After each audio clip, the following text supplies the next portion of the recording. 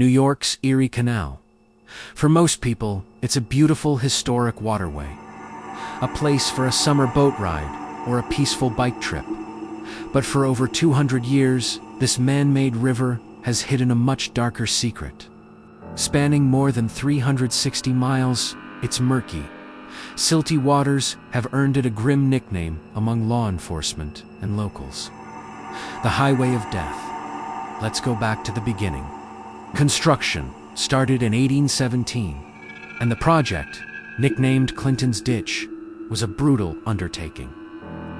Thousands of immigrant laborers dug through miles of wilderness, battling malaria, accidents, and freezing winters.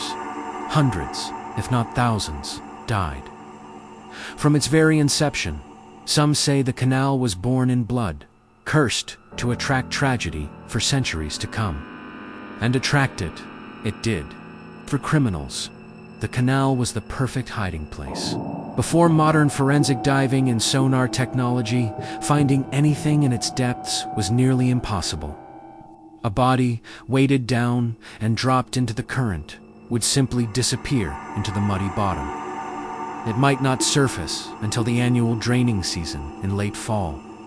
When the state empties the canal for winter maintenance, even then, after months in the water, evidence is often long gone, washed away by the current. It's this annual draining that often reveals the ghosts of the past. Submerged cars, old safes, and sometimes, tragically, human remains. The city of Rochester has a particularly dark connection to the canal. Throughout the 20th century, the sections running through the city and its suburb, Greece, became a notorious dumping ground. Newspapers from the era are filled with grim discoveries. Victims of mob hits, people who vanished after a domestic dispute, their stories ending in the cold, dark water. These weren't just random accidents. They were deliberate acts, shielded by the canal's silent, unwatchable depths. One of the most haunting cases is the 1983 disappearance of Sandra Jean Fox. Her car was found abandoned near the canal in a small town called Great Bend. She was never seen again. Investigators searched, but the vast, remote canal corridor acted as a dead zone for witnesses. It's a chilling example of how easily someone can vanish along this waterway, leaving behind nothing but questions and a grieving family. Sandra's case remains unsolved, a cold file that still haunts the community. And you can't talk about the canal's dark history without mentioning the Buffalo mob. During Prohibition and the reign of the Mogadino crime family, the western end of the Erie Canal was whispered to be a graveyard. Bootleggers, informants, rivals, anyone who crossed the family risked becoming a permanent resident of the canal bed. Stories passed down through generations tell of late-night trips to the water's edge, of heavy sacks dropped from bridges that never resurfaced. While many of these tales are legend, law enforcement has long suspected the canal holds the secrets to many Mabera disappearances. With so much tragedy connected to one place, it's no surprise that the Erie Canal is also considered one of New York's most haunted locations.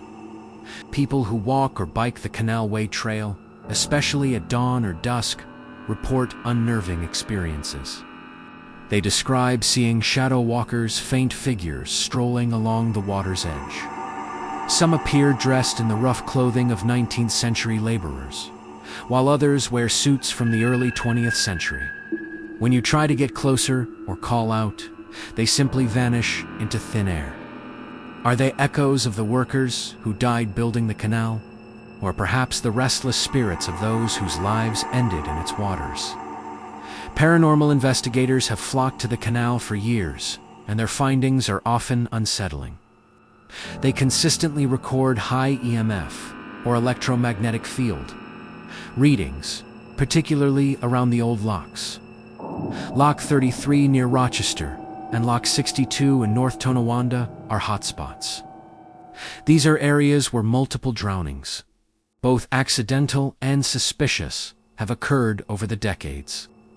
Investigators capture electronic voice phenomena, disembodied whispers caught on recorders, and strange floating orbs of light on camera, often referred to as cold water orbs. These aren't just spooky stories.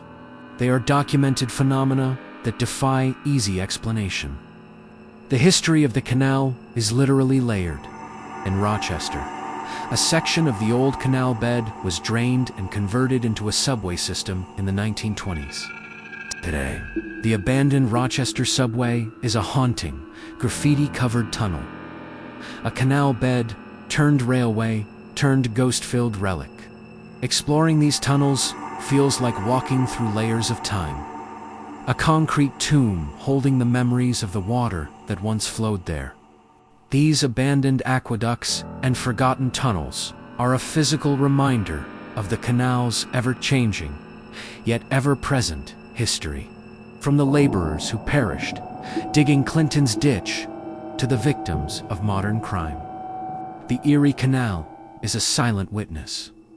Each winter, as the water levels drop, we get a glimpse into its murky soul, revealing secrets that have been submerged for years, sometimes decades.